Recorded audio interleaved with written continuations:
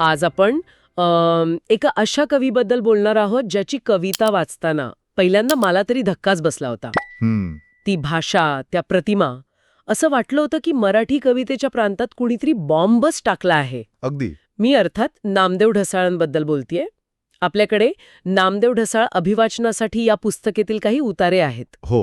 आणि आजच्या चर्चेचा उद्देश केवळ त्यांची कविता समजून घेणं नाही, तर त्या कवितेमागची ती आग, तो विद्रोह आणि त्या सगळ्याच्या आत दडलेला तो गुंतागुंतीचा माणूस समजून घेणं आहे. बरोबर.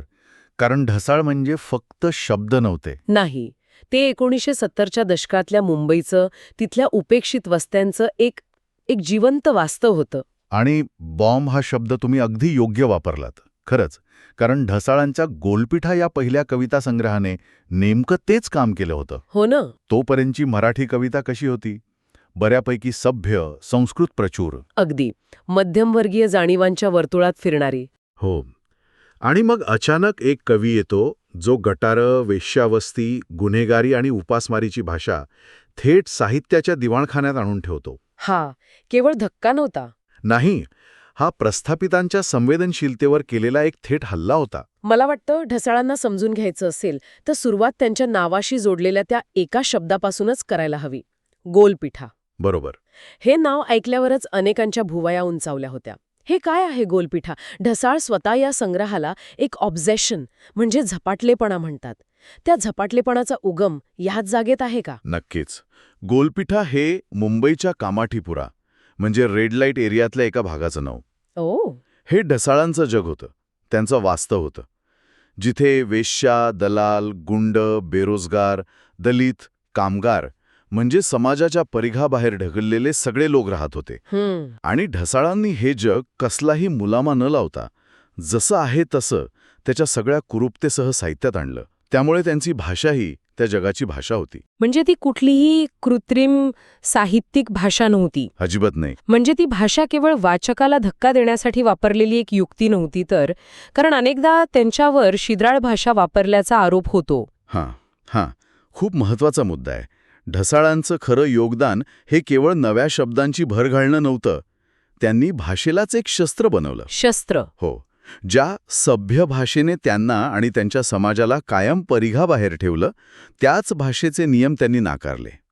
जेव्हा ते रक्ताच्या थुंकीतून उगवलेला सूर्य असं लिहितात, तेव्हा ती केवळ एक प्रतिमा नसते, तर टीबीने आजारी असलेल्या आणि रक्ताच्या उलट्या करणाऱ्या माणसांनी पाहिलेली ती सकाळ असते. बापरे. ती भाषा त्या अनुभवातून आलेली होती.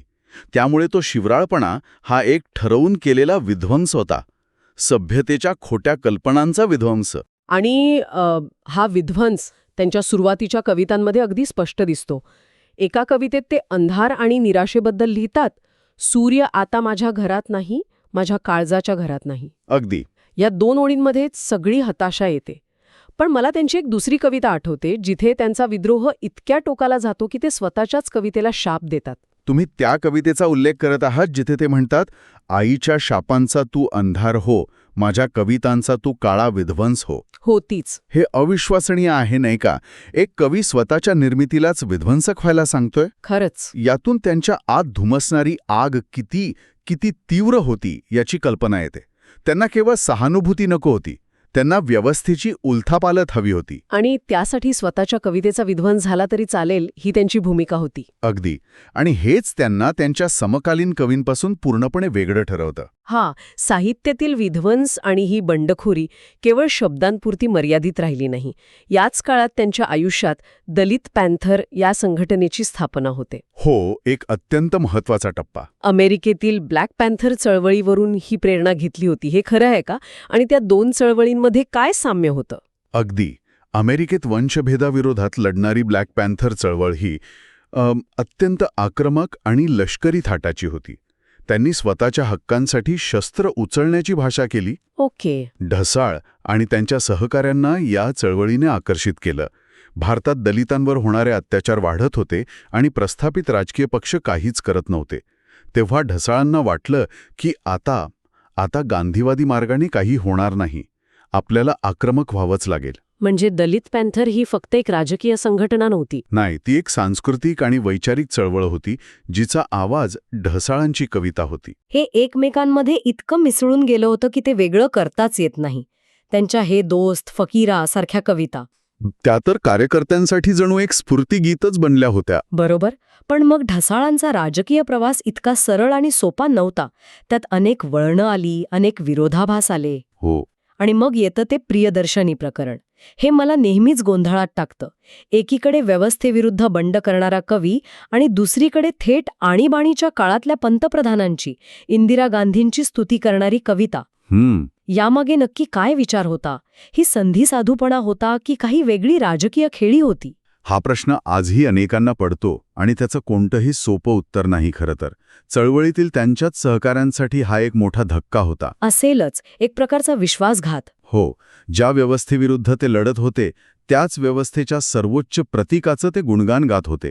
यावरून त्यांच्यावर प्रचंड टीका झाली. पण ढसाळांच्या बाजूने विचार केला तर ते याकडे एक राजकीय खेळी किंवा प्रॅग्मॅटिझम म्हणून बघत होते असं दिसतं. त्यांचा मूळ लढा शोषितांच्या हक्कांसाठी होता आणि त्यासाठी सत्तेच्या जवळ जाण्याची गरज त्यांना वाटली असेल. म्हणजे त्यांनी स्वतःला कधीच अशा चौकटीत बांधून घेतलं नाही? अजिबात नाही. डाव्या किंवा उजव्या अशा कोणत्याही नाही. पण या टीकेला त्यांचं उत्तर काय होतं? त्यांनी या भूमिकेचं समर्थन कसं केलं? त्यांचं उत्तर त्यांच्या व्यक्तिमत्वाला अगदी साजेसं होतं. ते म्हणाले, मी आता परतीचे दोर कापून आलो आहे. Point of no return. एका वाक्यात सगळं संपवलं. हो, जणू काही ते म्हणत होते की माझ्या कृतीचा निवाडा तुम्ही तुमच्या राजकीय किंवा वैचारिक चौकटीतून करू नका. मी त्या सगळ्याच्या पलीकडे गेलो आहे. ते एकाच ठिकाणी थांबलेलं पाणी नव्हते, तर सतत प्रवाह बदलणारी नदी होते. आणि हाच गुणधर्म त्यांच्या कवितेतही उतरलेला दिसतो. बरोबर. कारण त्यांच्या नंतरच्या कवितांमध्ये सुरुवातीच्या कवितेतला तो निव्वळ संताप आणि आग थोडी कमी झालेली दिसते. त्यात प्रेम, करुणा असे विषय येतात. हा बदल कसा घडला? यामागे त्यांच्या वैयक्तिक आयुष्याचा काही परिणाम होता का? विशेषतः त्यांच्या पत्नी कवयित्री मल्लिका अमर शेख यांच्यासोबतचं त्यांचं नातं. निश्चितच. कवी जसा जगतो तशी त्याची कविता बदलते. मल्लिका अमर शेख यांच्यासोबतचं त्यांचं नातं खूप वादळी, गुंतागुंतीचं पण तितकंच तीव्र आणि उत्कट होतं. अच्छा. खुद्द मल्लिका शेख एका ठिकाणी म्हणतात, आम्ही दोघं म्हणजे दोन ध्रुवांवरचे, पण आमचा पिंड एक होता. वा. त्यांचं नातं हे प्रेम आणि संघर्ष यांचं एक विलक्षण मिश्रण होतं. आणि त्या नात्यातील अनुभवांनी, त्यातील तीव्रतेने आणि वेदनेने त्यांच्या कवितेला एक नवी, अधिक वैयक्तिक आणि मानवी खोली दिली असावी, यात शंका नाही. त्यांनी एकत्र काही कविता लिहिल्याचाही उल्लेख आहे. हो, त्यामुळे सुरुवातीचा जो सामूहिक विद्रोह होता त्यात आता वैयक्तिक प्रेमाची आणि विरहाची किनारही जोडली गेली. आणि हा बदल फक्त वैयक्तिक भावनांपुरता मर्यादित नव्हता. त्यांची वेदना, त्यांचं जग आता फक्त गोलपीठा किंवा मुंबईपुरतं राहिलं नाही का? अगदी. ते अधिक व्यापक, जागतिक झालं. त्यांच्या नंतरच्या कवितांमध्ये व्हिएतनामच्या युद्धाचा उल्लेख येतो, हिरोशिमाचा संदर्भ येतो.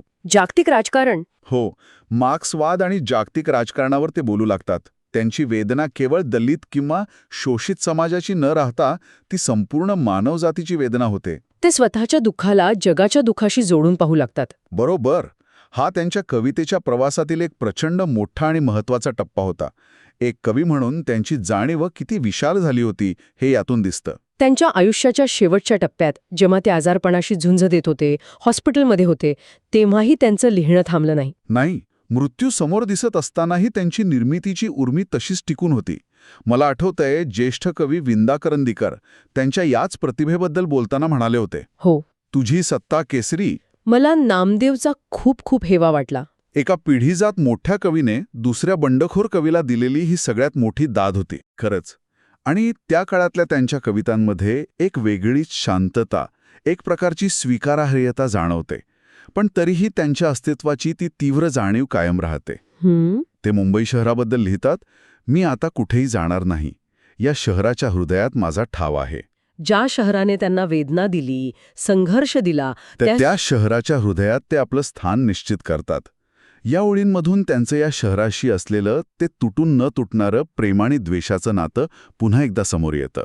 मग या सगळ्या प्रवासातून, या सगळ्या विरोधाभासातून ढसाळांचा नेमका वारसा काय उरतो असं तुम्हाला वाटतं? आजच्या काळात जिथे भाषेचे आणि विचारांचे संदर्भ खूप बदलले आहेत, तिथे त्यांची कविता किती महत्वाची आहे? मला वाटतं त्यांचा वारसा फक्त त्यांच्या कवितांपुरता मर्यादित नाहीये. अच्छा. त्यांनी एका संपूर्ण पिढीला बोलायला, लिहायला आणि सगळ्यात महत्त्वाचं म्हणजे व्यवस्थेला थेट प्रश्न विचारायला शिकवलं. बरोबर. त्यांनी एक अशी भाषा दिली जी तोपर्यंत साहित्यात अस्पृश्य मानली जात होती. आज जे दलित साहित्य किंवा विद्रोही साहित्य लिहिलं जातंय त्याचा पाया ढसाळांनी घातला. त्यांनी आंबेडकरी चळवळीला साहित्याच्या माध्यमातून एक आक्रमक आणि वैश्विक चेहरा दिला. आणि त्यांच्या कवितेचं वैशिष्ट्य हे आहे की त्यात केवळ विद्रोह नाही, त्यात कमालीची करुणाही आहे. अगदी. एका कवितेत ते डॉक्टर आंबेडकरांबद्दल लिहितात, तुझ्या डोळ्यातील शुभ्र करुणा सरपटत राहते शरीरातून. हेच त्यांच्या कवितेचं सौंदर्य आहे. ती एकाच वेळी जाळते आणि त्याच वेळी शांतवते सुद्धा. उत्तम मुद्दा आहे. आग आणि पाणी दोन्ही एकत्र नांदतात. त्यांची कविता कोणत्याही एका चौकटीत बसत नाही. ती कधी विद्रोही आहे, कधी प्रेमळ, कधी राजकीय तर कधी वैश्विक. म्हणूनच ढसाळांना समजून घेणं म्हणजे मानवी अस्तित्वाच्या अनेक गुंतागुंतीच्या पैलूंना समजून घेण्यासारखं आहे. त्यांच्याबद्दल असं म्हटलं जातं की ते एकाच वेळी नायक आणि खलनायक दोन्ही होते. आणि हीच त्यांच्या मोठेपणाची खरी खूण आहे. त्यांनी स्वतःला कधीच एका प्रतिमेत बांधून घेतलं नाही, ना इतरांना बांधू दिलं. तर या चर्चेतून एक गोष्ट स्पष्ट होते की नामदेव ढसाळ म्हणजे केवळ विद्रोहाचा आगडोंब नव्हता. अजिबात नाही. ते एक अत्यंत गुंतागुंतीचं, संवेदनशील आणि सतत बदलणारं, विकसित होणारं व्यक्तिमत्व होतं. त्यांची कविता म्हणजे मुंबईच्या गटारांपासून ते जागतिक राजकारणांपर्यंत पसरलेला एक विशाल पट आहे. बरोबर. त्यांनी मराठी कवितेचे नियम बदलले, भाषेची समीकरणं बदलली आणि शोषितांच्या वेदनेला एक असा आवाज दिला जो याआधी कधीच इतका तीव्रतेने ऐकला गेला नव्हता. गोलपीठापासून ते त्यांच्या अखेरच्या कवितांपर्यंतचा त्यांचा प्रवास खऱ्या अर्थाने एका वादळाचा प्रवास होता. अगदी खरं आहे. आणि जाता जाता त्यांच्याबद्दल एक विचार मनात येतो. ढसाळ आयुष्यभर प्रस्थापित विचारधारेच्या, प्रस्थापित समीकरणांच्या विरोधात उभे राहिले. मग हे साहित्यिक असो वा राजकीय. हो. पण जेव्हा एखादा बंडखोर स्वतःच इतका मोठा होतो की तो स्वतःच एक प्रस्थापित प्रतीक बनू लागतो, जेव्हा त्याचीच एक चौकट तयार होते, तेव्हा त्याच्या विचारांची आणि कलेची बंडखोरी जिवंत कशी राहते? एक महत्वाचा प्रश्न आहे. हो, हा एक प्रश्न आहे जो ढसाळांसारख्या मोठ्या वादळी कलाकारांच्या बाबतीत आपल्याला नेहमीच विचार करायला लावतो.